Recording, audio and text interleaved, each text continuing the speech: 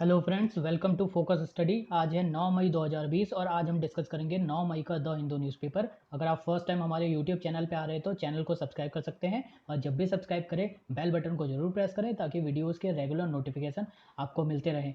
तो चलिए स्टार्ट करते हैं आज की फर्स्ट न्यूज़ से।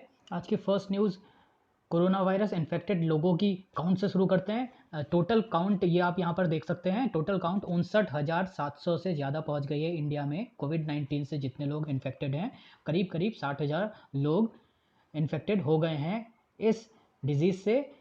टोटल रिकवर्ड जो लोग हैं, रिकवरी रेट इंडिया में 29% तक पहुँच गया है। टोटल रिकवर्ड लोगों की जो संख्या है वो 17,700 तक पहुँच गई है और टोटल डेथ जितने लोगों की हुई है वो हैं 1,900। कोरोना वायरस में सबसे ज़्यादा लोगों की संख्या के जो स्टेट्स हैं वो हैं महाराष्ट्र और गुजरात। ये दो ऐसे स्टेट्स हैं जिनमें लगातार कोरोना वायरस सबसे ज़्यादा पाया गया है लोगों में। और ये अगर हम स्टेट की टैली अलग अलग लॉकडाउन की फेजेस के अकॉर्डिंग देखें तब भी महाराष्ट्र, गुजरात, तमिलनाडु और दिल्ली टॉप पे रहे हैं उन स्टेट्स में जिनमें सबसे ज़्यादा लोग इन्फेक्टेड पाए गए हैं इस डिज़ीज़ से।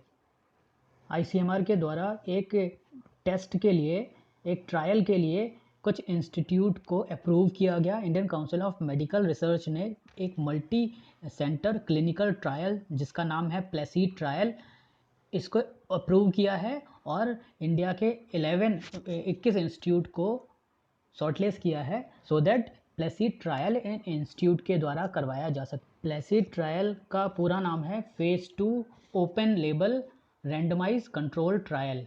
Placid trial phase 2 open label randomise control trial. और ये किस लिए करवाया जा रहा है? इस ट्रायल से कुछ जानकारी मिलेगी और it is done to access the safety and efficacy of convalescent plasma to limit COVID-19 associated complication in moderate disease। Placid trial का यूज़ कोविड-19 की बीमारी का किसी पेशेंट पे क्या असर हो रहा है, कोविड-19 का वायरस किस लेवल पर असर डाल रहा है और प्लाज्मा थेरेपी उस जो इम्पैक्ट हुआ है उस पेशेंट पे उसको कितना टैकल कर सकता है और ये प्लाज्मा थेरेपी कितनी सेफ है, कितनी इफ़िशिएंट है कोरोना वायरस या कोविड-19 वायरस को टैकल करने के लिए। तो एक तरह से प्लाज्मा थेरेपी की क्या सेफ्टी है और कितना इफ़िशिएंट है ये पर्टिकुलर थेरेपी कोविड-19 के लिए, इसकी बात ये चेक करने के लिए ये जो है प्लेसीड ट्रायल वो करवाया जाएगा। अब नेशनल एथिक्स कमिटी बनाई गई थी आईसीएमआर के द्वारा और इस नेशनल एथिक्स कमिटी जो कोविड-19 के लिए बनाई गई थी उसने भी इस स्टडी के लिए अपना अप्रूवल दे दिया है और 21 इंस्टीट्यूट शॉर्टलिस्ट किए गए हैं जहां पर ये पर्टिकुलर ट्रायल प्लेसीड ट्रायल करवाया जाएगा। अब यहाँ पर सबसे ज़्यादा इंपॉर्टेंट इंस्टीट्यूट आईसीएमआर बहुत ज़्यादा न्यूज़ में है तो हम एक बार आईसीएमआर के बारे में रिवाइज कर लेते हैं। ICMR Indian council of medical research है। ये एपेक्स बॉडी है इंडिया में for the formulation, coordination and promotion of biomedical research और ये इंडिया की one of the oldest and largest medical research body है। यानी इंडिया में जो भी बायोमेडिकल रिसर्च होती हैं उनके लिए ये सबसे ओल्डेस्ट और लार्जेस्ट बॉडी है।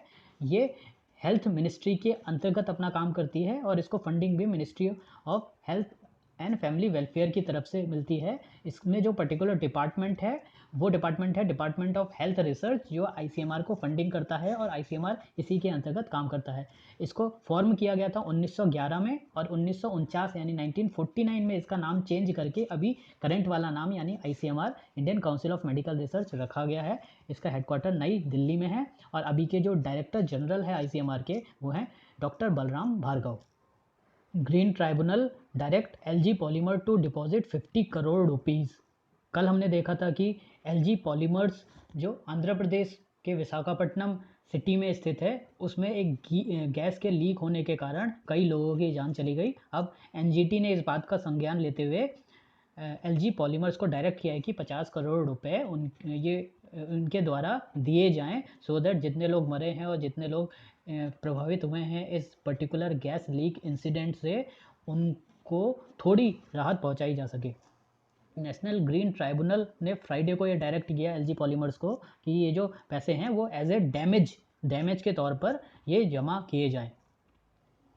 ये जो गैस है यहाँ पर जो लीक हुई थी उसका नाम है स्टायरेन। स्टायरेन गैस के प्रोलॉन्ग इनहेलेशन के कारण जो सांस लेने की क्षमता है ह्यूमन बीइंग की वो बहुत ज़्यादा कम हो जाती है, टायर्डनेस फील होती है, और ये गैस अगर बहुत लंबे टाइम तक अगर इनहेल की जाए तो उससे डेथ भी हो सकती है।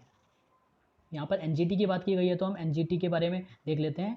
NGT national green tribunal act 2010 के द्वारा इस्टेब्लिश किया गया था। ये पार्लियामेंट के द्वारा ये एक्ट पास किया गया था। उसके बाद नेशनल ग्रीन ट्राइब्यूनल बनाया गया और इसको बनाया गया है एज ए स्पेशल ट्राइब्यूनल। ये एक स्पेशल ट्राइब्यूनल है जो पर्टिकुलरली एनवायरमेंटल इशूज़ से रिलेटेड जो मैटर्स होते हैं उनको डील करने के लिए बनाया गया है। इसको इस्टेब्लिश करने का जो मेजर कारण है वो है effective and expeditious disposal of cases relating to environment protection and conservation. Environment के प्रोटेक्शन और एनवायरमेंट के कंजर्वेशन से रिलेटेड केसेस को बहुत जल्दी उन केसेस का निपटारा करने के लिए नेशनल ग्रीन ट्राइब्यूनल इस्टेब्लिश किया गया है। जो फॉरेस्ट और नेचुरल रिसोर्सेज से रिलेटेड जो केसेस होते हैं वो भी एनजीटी के द्वारा ही सुने जाते हैं। और अगर कोई भी लीगल राइट एनवायरमेंट से रिलेटेड हो या एनवायरमेंट के कारण कहीं पर किसी तरह का रिलीफ या कंपेंसेशन या डैमेज अप्लाई करना हो तो ये सारे केसेस एनजीटी के द्वारा ही देखे जाते हैं। एनजीटी का जो कॉन्स्टिट्यूशनल अगर वैलिडिटी या कॉन्स्टिट्यूशनल फ्रेमवर्क की अगर हम बात करें तो ये पार्ट 3 के यानी कि फंडामेंटल राइट के आर्टिकल 21 जो कि protection of life and personal liberty बताता है उससे अपनी पावर लेता है। तो ये फंडामेंटल राइट्स को इन्फोर्स करने के लिए, लोगों के फंडामेंटल राइट को इन्फोर्स करने के लिए आर्टिकल 21 से अपनी पावर लेता है एनजीटी। और एनजीटी एक ट्राइब्यूनल है जो कि कोड ऑफ सिविल प्रोसीजर यानी कि जो लीगल कानून होते हैं नॉर्मल कोर्ट्स के उनके बेसिस पे काम नहीं करता। ये एक नेचुरल जस्टिस के प्रिंसिपल पर काम करता है और इसके द्वारा जो भी केसेस सुने जाते हैं उनका जो निपटारा है वो 6 महीने के अंदर अंदर करने की कोशिश की जाती है। एनजीटी की जो प्रिंसिपल ब्रांच है वो है नई दिल्ली में, और नई दिल्ली ब्रांच के अलावा इसकी बाकी जो रीजनल ब्रांचेस हैं वो हैं भोपाल, पुणे, कोलकाता और चेन्नई में। इंडिया ऐसी थर्ड कंट्री है जहाँ पर इस तरह का ट्राइब्यूनल जो एनवायरमेंट रिलेटेड केसेस को देखता है बनाया गया। पहली कंट्री है ऑस्ट्रेलिया और दूसरी कंट्री है न्यूजीलैंड। तो ऑस्ट्रेलिया और न्यूजीलैंड के बाद इंडिया तीसरी ऐसी कंट्री है दुनिया में जहाँ पर नेशनल ग्रीन ट्राइब्यूनल बनाया गया है। एनजीटी के जो चेयरमैन होते हैं वो रिटायर्ड सुप्रीम कोर्ट के जज होते हैं और अभी एनजीटी के चेयरमैन हैं आदर्श गोयल जी। न्यू दिल्ली में दिल्ली पॉल्यूशन कंट्रोल कमिटी वो एनजीटी के अंतर्गत अपना काम करती है। एनसीआर रीजन में Delhi pollution control committee NGT के अंदर ही काम करती है।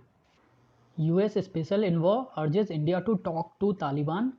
इंडिया को तालिबान से बात करनी चाहिए ऐसा कहना है यूएसए के एक स्पेशल इन्वॉय हैं जिनके द्वारा कई सालों से तालिबान के साथ पीस टॉक करने की कोशिश की जा रही है। तो ये जो पीस टॉक हमने काफ़ी टाइम न्यूज़ में पहले भी देखा है कि यूएसए और तालिबान लगातार अफगानिस्तान में पीस से रिलेटेड बात कर रहे हैं, लेकिन आज तक ये कोई फाइनल पीस ट्रीटी नहीं हो पाई। यूएसए को ज़बरदस्ती तालिबान के टर्म्स में वो पीस ट्रीटी माननी पड़ी और अभी भी तालिबान में पीस इस्टेब्लिश नहीं हुई। यूएसए ने अपने जो फोर्सेस हैं वो तालिबान डोमिनेटेड एरिया से और अफगानिस्तान से वापस करनी शुरू कर दी है, लेकिन अभी भी तालिबान के जो टेरर है तालिबान का टेरर अफगानिस्तान में वो ख़त्म नहीं हो पाया। तो यूएसए अपनी सेना को तो पुल आउट कर रहा है अफगानिस्तान से और इंडिया से रिक्वेस्ट कर रहा है कि इंडिया को तालिबान के साथ बात करनी चाहिए। तो इसी एक सीरीज ऑफ इवेंट्स में यूएसए के एनवॉ के द्वारा इंडिया को बोला गया। अब यूएसए के जो स्पेशल रिप्रेजेंटेटिव हैं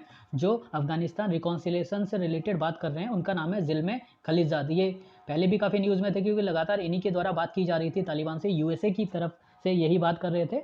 तो ज़िल्मे खलीलजाद यूएसए के स्पेशल रिप्रेजेंटेटिव हैं जो यूएसए तालिबान की पीस टॉक कर रहे थे। अभी इनके द्वारा बोला गया है कि इंडिया को पार्टिसिपेट करना चाहिए और तालिबान से डायरेक्टली बात करनी चाहिए। इंडिया बहुत सारे अफगानिस्तान के डेवलपमेंट वर्क में लगा हुआ है बट डायरेक्टली अफगानिस्तान से बात नहीं करता। अब इंडिया का क्या स्टैंड है? इंडिया का स्टैंड हमेशा ये रहा है कि किसी भी टेरर ग्रुप से इंडिया के द्वारा बात नहीं की जाएगी जब तक कि वो अपना टेररिज्म की जो एक्टिविटी है वह छोड़ता नहीं।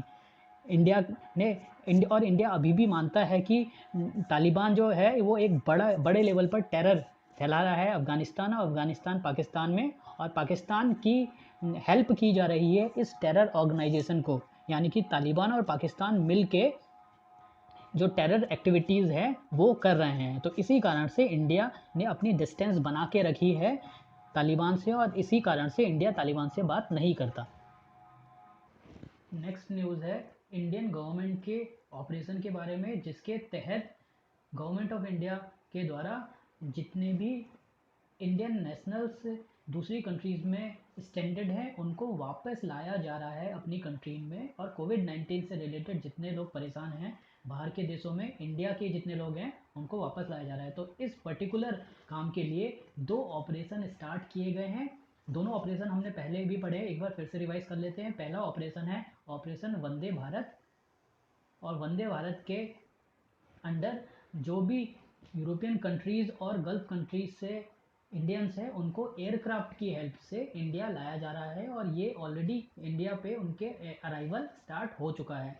और इसी सीरीज़ में एक दूसरा ऑपरेशन है जो इंडियन नेवी के द्वारा स्टार्ट किया गया, जिसका नाम है ऑपरेशन समुद्र सेतु। ऑपरेशन समुद्र सेतु नेवी ने लॉन्च किया है, और इस समुद्र सेतु के तहत 4 जो शिप हैं इंडियन नेवी के, उनको दो शिप्स को तो भेजा गया मेल मालदीव्स की कैपिटल में, और 2 शिप्स यूएई भेजे गए हैं जहाँ से इंडियंस को लाया जाएगा। तो आईएनएस जलस्व और आईएनएस मगर ये 2 शिप थे जिनको मालदीव्स भेजा गया।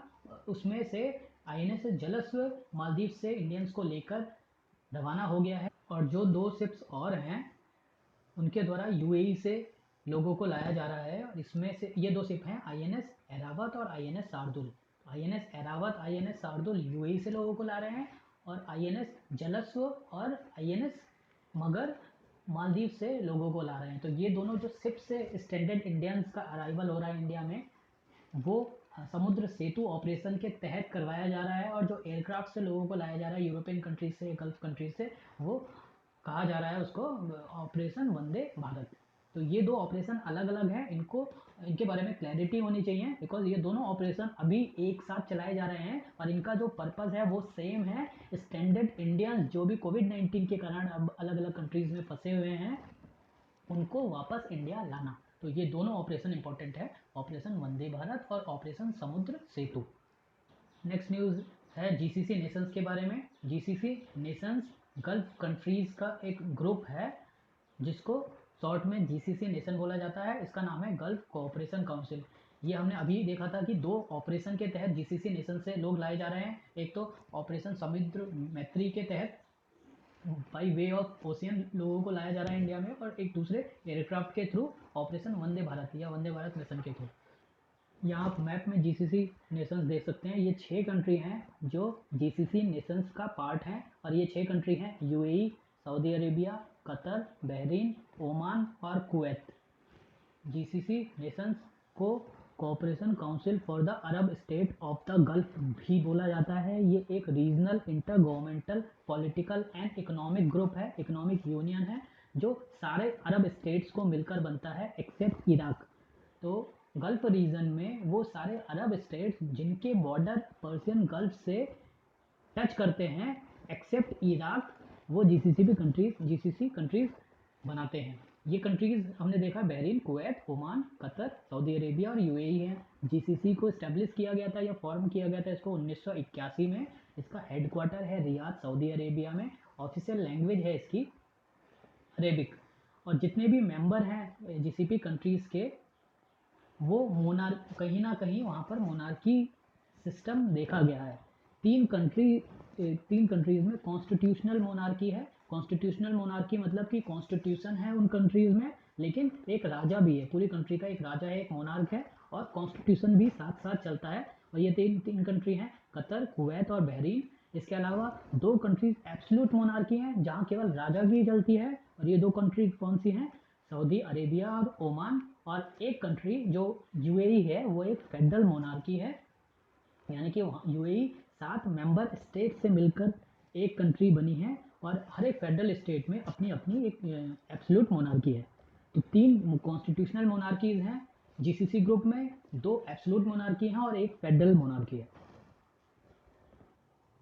नेक्स्ट न्यूज़ है Aarogya Setu app high court seeks centre response.